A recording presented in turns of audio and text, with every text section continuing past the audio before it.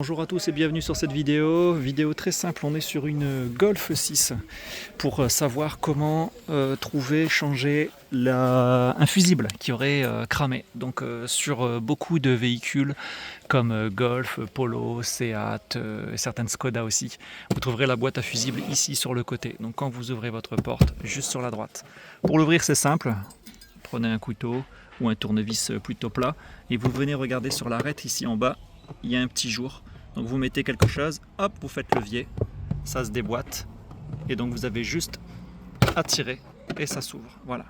Donc là, vous avez la petite pince à fusible, ça va vous permettre de les enlever beaucoup plus facilement parce que vous avez différentes tailles de fusibles. Vous avez des fusibles qui sont relativement grands, ceux-ci, et vous avez les mini fusibles. Voilà. Donc surtout quand vous allez vérifier vos fusibles, regardez bien lequel vous tirez pour le remettre à la bonne place. Exemple, on va tirer celui de 10, donc vous avez juste à mettre la pince et vous le sortez. Donc on voit bien qu'il y en a un où il n'y en avait pas et on le mettra juste à côté. Et comment vérifier si le fusible il est bon? On voit bien que le fil à l'intérieur il est entier.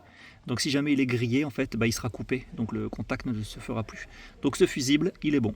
Après vérification, j'ai juste à le remettre là et à pousser tout simplement. Voilà, et donc vous faites ça sur les différents fusibles et vous trouverez celui qui est cramé et vous aurez juste à le remplacer. Voilà. Donc à savoir qu'il y a d'autres fusibles qui sont disposés un peu partout dans la voiture.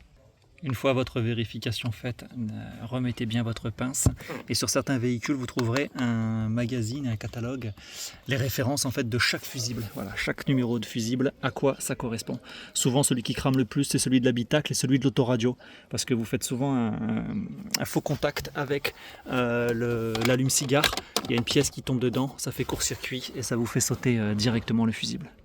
Et si jamais vous ouvrez le capot, ici vous avez également des fusibles. Vous avez juste à tirer les boutons vers le bas et voilà, et là vous avez accès à d'autres fusibles, donc certains qui sont bien plus gros, mais ça reste le même principe.